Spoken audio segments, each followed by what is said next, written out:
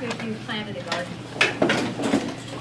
Right, so lots of garden experts. Now sit down, and while I'm scooping up, I would like a couple of you to share what some of the things are you planted in your garden, because what we're going to do is I have a snack that's all seeds, and you need seeds to plant a garden. Okay, you know what, instead of having you tell me what you planted, you have your hands up. Tell me some things that you need to get ready to plant a garden. And you tell me that while I'm scooping these seeds up. Okay, Chris, tell me, you need sun. Yep. Tell me a thing. Livia? You need water. Okay. Tell me another thing. Hayden? Hayden? Oxygen. Yep. Air.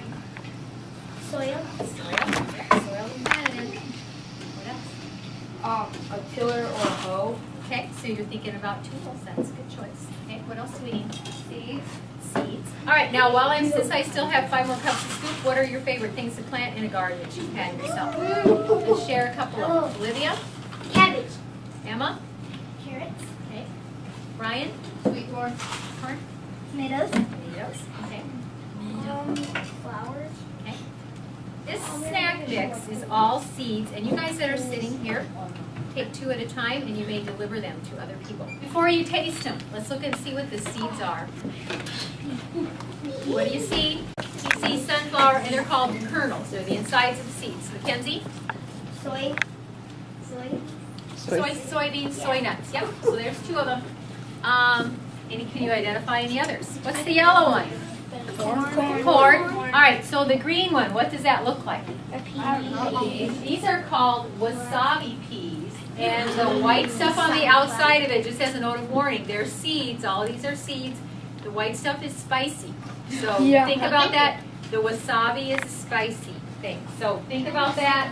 I just don't, some people like really spicy things, and I just wanted you to be aware of that before you pop it in your mouth. So we are starting out today, and we're going to plant our garden. But there are a few things we need to know about gardens before we plant them. One thing we need to learn about the seeds. Another thing that we need to learn about is tool safety. And some of you share different tools that you would use in a garden. And I have some tools here. And we're going to play a game called the tool safety game. And in my tool safety game, if I am doing an action with the tool that you think is a safe action, I want you to clap your hands like this. Everybody practice. If I do something that looks unsafe or dangerous, I want you to stomp your foot like that. Stomp your foot. All right, so I have 3 tools. I have a hoe. Raise your hand if you've used a hoe before. And this is a full-size adult hoe. I mean, for someone that's taller to use. Okay, put your hands down. I have Shovel. okay, and this is it says real tools for kids, and these are pretty appropriate for kids your size. So in our gardens, we will be using kid-size shovels. The other tool I have today is called a garden trowel, and it's just a small shovel. And we're going to be planting an EarthBox with your class today. This will be perfect to use with an EarthBox because it's small. And we noticed that it has markings on it. It's 1 inch, 2 inch, 3 inch, 4 inches. Plus it also has centimeters. So this is a really handy tool in the garden because we're going to talk about how deep our seeds and transplants need to be. All right, so pay attention to what I'm doing. And remember, you're going to clap if it looks good. You're going to stomp if it looks like a bad idea. So I have my hoe and I'm going like this. Okay, so you're thinking that's bad. So why is it bad to be swinging a hoe around like this? Because you could hit someone. Could be someone right behind you. So how about this? Yeah. Okay, so a hoe's job is to loosen up the soil and to get weeds out. And you can pull the weeds out, or it can make a row or holes for you to plant seeds in. And you have control over it like this. Think about this. I'm done with this hoe for the day. Why is that a bad idea? Someone could trip over it? Trip over it like this? So how about this? I'm done with this tool for today. Is that better? All right.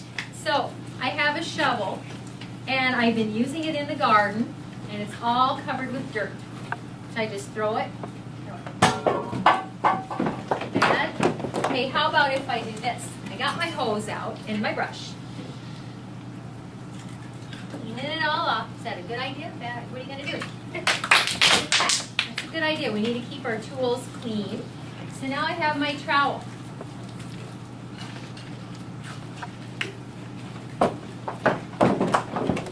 Why is that bad? Maybe you could slip and fly out of your hand and hit something, break something. Okay. How about this? Is that better? Yeah. Or sometimes tuck it in my pocket. All right. How about this?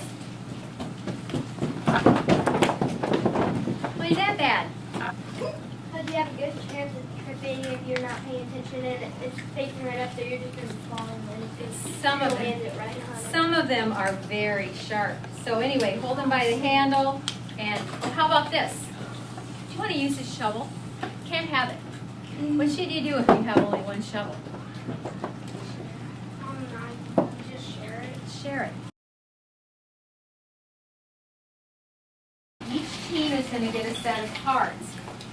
Team 1 is going to have cards that just have pictures of different vegetables like spinach and pumpkins and peas and squash and corn. Okay? So team 1, how about if I have, you guys do team 1. Riley? Team 2 has pictures of the seeds and how deep they're planted. This is one that says not seed, which says transplant set or seed piece. And Mrs. Brockman put up on the overhead, on your screen, what we need to know. So this is our depths. Give everybody one, friend. And team 3 has the names. Remember we talked about sets, seeds, seed pieces. Look at the screen. If you look up here at the screen, this is the answer key. On the left-hand side, you have all of your pictures that you guys have that Team 1 has. Team 2 has the seed, transplant, all that stuff going down the middle. Team 3 has the deep, shallow, medium, deep. Does that sound right? So Team 1, hold up the picture. What are you holding up? Corn. Potato. He has corn. So corn is a Team 2, hold up a seed. Anybody has a seed, hold it up. Okay. Team 3, how deep is it? It's deep. So you should hold up, whoever has deep should hold that up. Okay, let's do this. We'll do it 6 times because I have 6 people in Team 1's group. Okay? So we're going to start with Riley. All right. So Team 1, Riley, hold up a picture. Show everyone. Team 2 and 3, what matches with that picture? Cucumber. Hold them up. What's Team 2 thinking over here? Cucumber should be seed and medium. Is that what we're seeing? Medium. Okay, Team 1, hold up a picture. Brady. He's holding up, hold it around. I think he's holding up broccoli. What matches with it?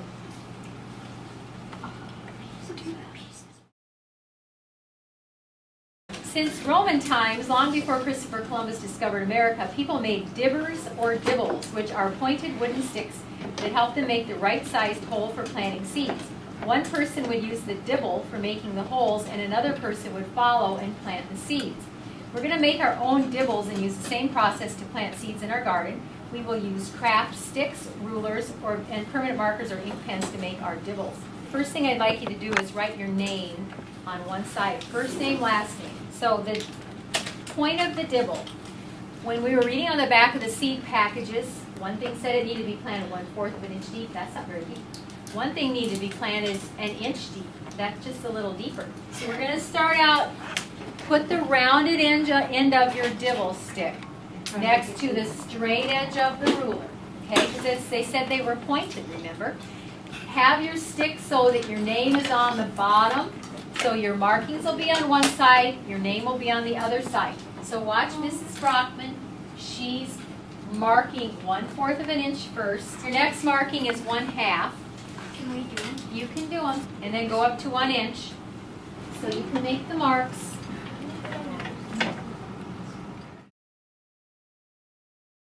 This is our EarthBox, boys and girls. And if you notice what's on the bottom, the wheels were pushed in, their little casters. Inside, you'll see there are holes It's all part of our EarthBox system. We have a big bag of, it's called moist growing media, and we'll be using that bag.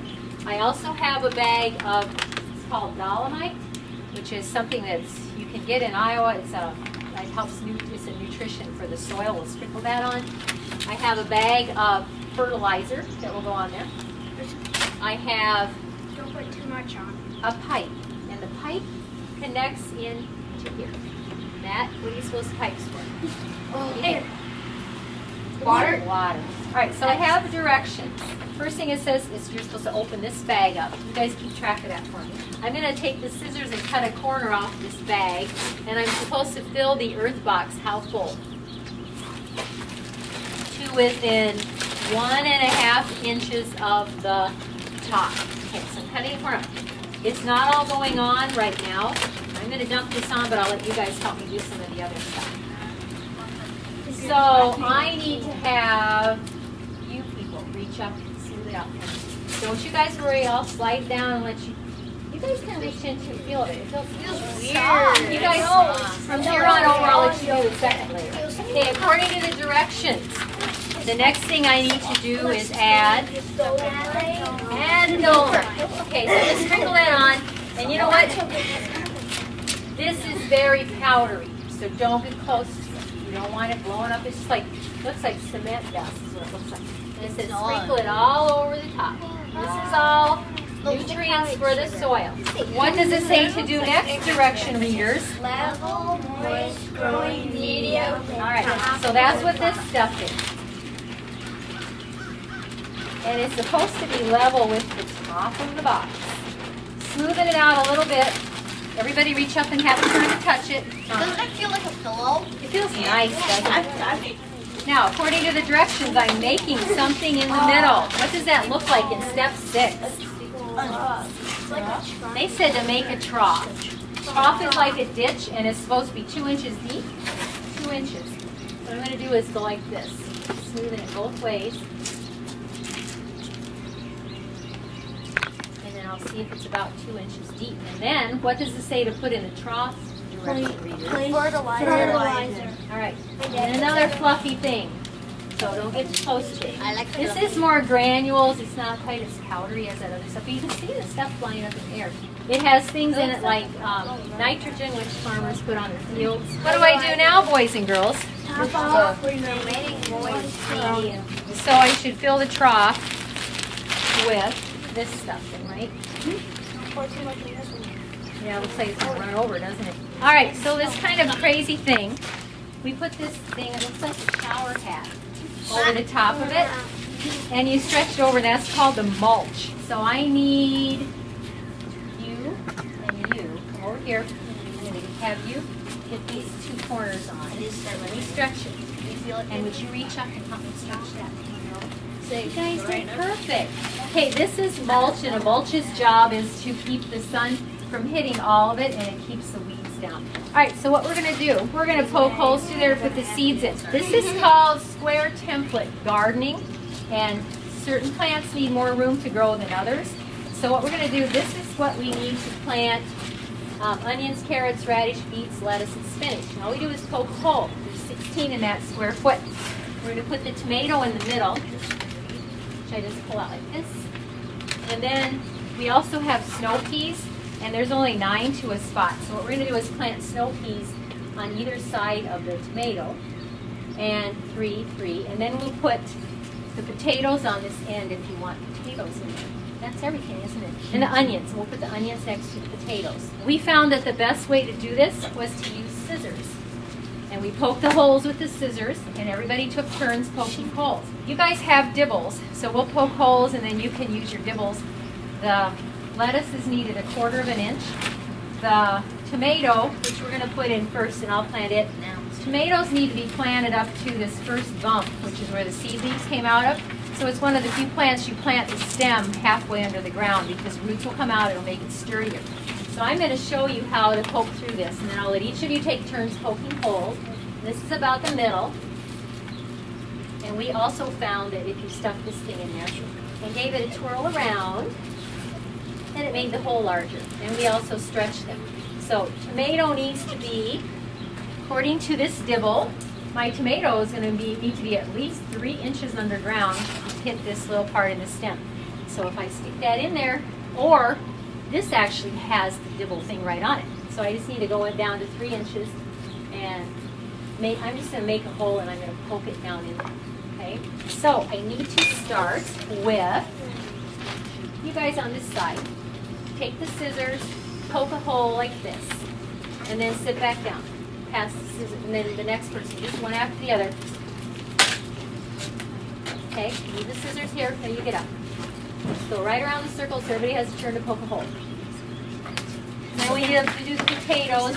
Potatoes are pretty big, so what do you think? Big hole, little hole? Big hole. All right, so we'll poke 2 big holes for the potatoes. Potato plant probably won't grow very well in here, but it'll sprout. Mrs. Meyer's class wanted to plant them, so I thought you guys might want to too. We need to make sure we have an eye in each potato. I'm going to let you plant one, get it down in there deep, and I'm going to let you plant the other one because it's right here next to you.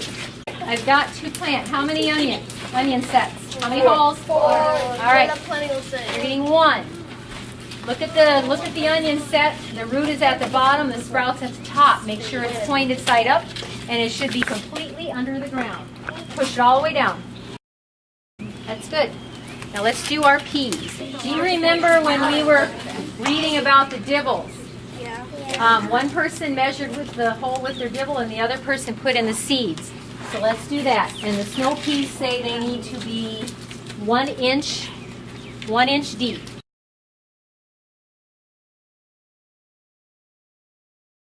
So what do you think? What have we got to add to this to make it grow? Water. In this EarthBox, we planted way more in this EarthBox than should ever be grown in EarthBox, but most of the things we decided could stay in this EarthBox and thrive. I think that maybe you guys will be getting one over at the library on their property. This is the size that it is, and it'll have edges that are raised up like this. It'll be clear full of dirt. So you planted a little earth garden over here, an earth box, which is small and can grow inside. If outside you wanted to plant lots of things, you can use the same square foot gardening technique to plant outside. You can lay these on top of the dirt. You can punch holes just like we did, or you can take things like soil and you can sprinkle them over the holes, and then when you move it, you have a little spot and you would plant the seeds there. If you wanted to plant something really big, then you have bigger things. Like this is how big of an area you would need to plant peppers, because peppers need 1.5 squares. So you can plant 1, 2, 3 peppers in that area. If you wanted to plant something really big like pumpkins, you would need 9 of these things to plant 1 pumpkin. Yep. A tomato takes the same amount, but lettuce is small.